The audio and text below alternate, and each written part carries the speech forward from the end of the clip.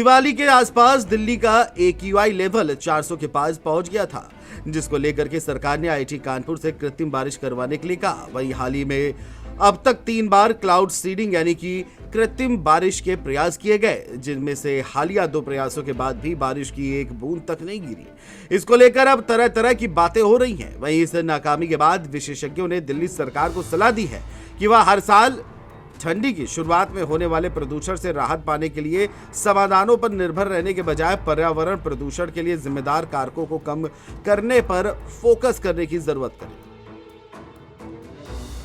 बता दें कि कृत्रिम बारिश एक मौसम संशोधन तकनीकी है, जिसके अंतर्गत सिल्वर आयोडाइड जैसे यौगिकों का उपयोग करके बादल की बारिश करने की क्षमता को बढ़ाया जाता है। हालांकि दिल्ली में यह प्रयास विफल रहा। IIT कानपुर के वायु प्रदूषण विशेषज्ञ मुकेश खरे ने कहा है कि क्लाउड सीडिंग का प्रभाव अस्थायी और सीमित दायरे का होता है। उन्होंने बताया, वायु गुणवत्ता में सुधार के लिए 2 कारक महत्वपूर्ण हैं, तेज बारिश और व्यापक कवरेज का क्षेत्र। यहां तक कि अगर बारिश हो भी जाए तो गैसों को नीचे नहीं लाया जा सकेगा और सुधार बहुत कम समय के लिए ही रहेगा।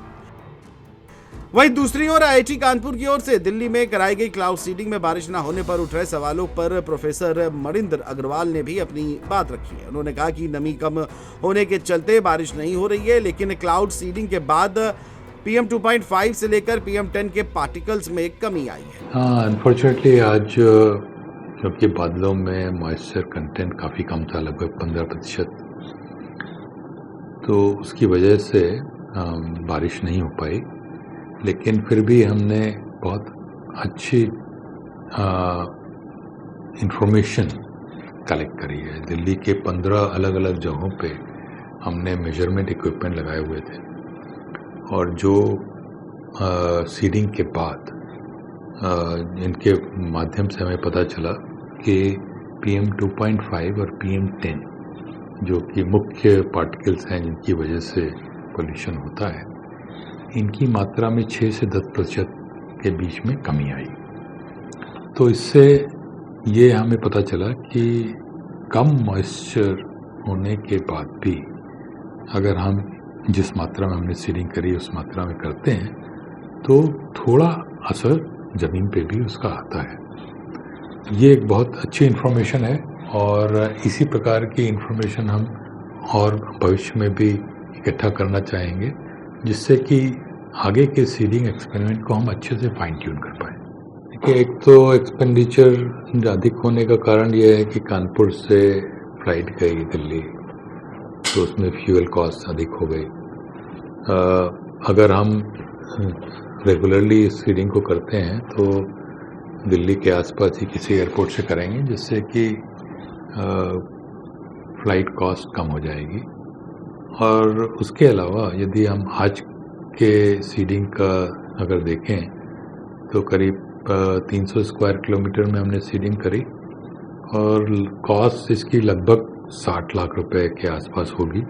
हालांकि डिटेल कैलकुलेशन मेरे पास नहीं है, लेकिन मेरा अंदाज है, जिसका तात्पर्य है कि करीब 20,000 रुपये प्रति स्क्वायर किलोमीटर की कॉस्ट आई।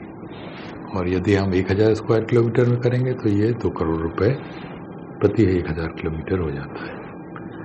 और अगर हम पूरे विंटर सीजन में इसको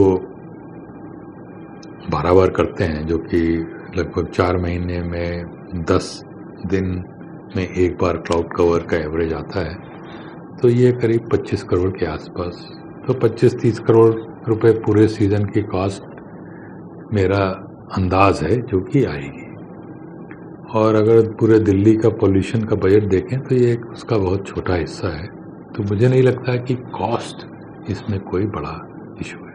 क्लाउड सीडिंग में हम एक मिक्सचर जो कि बहुत फाइनली ग्राउंड होता है, ये मिक्सचर में कॉमन सॉल्ट, रॉक सॉल्ट और सिल्वर आयोडाइड के पार्टिकल्स होते हैं, इसको हम इंजेक्ट करते हैं क्लाउड्स के अंदर।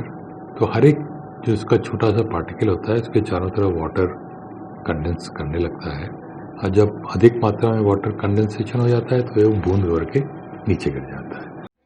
वहीं प्रोफेसर मणिंद्र अग्रवाल के मुताबिक हमें बादलों में सिर्फ 15% के आसपास नमी मिली। कम नमी की वजह से बारिश की संभावना बहुत कम थी। इस नजरिए से हम सफल नहीं हुए, लेकिन हमें बहुत उपयोगी जानकारी मिली है। हमने दिल्ली के अलग अलग हिस्सों में 15 स्टेशन बनाए थे। इससे पता चलता है कि कम नमी वाले बादलों में भी सीडिंग से कुछ असर होता है, जो भविष्य के प्रयोगों के लिए उपयोगी डेटा है।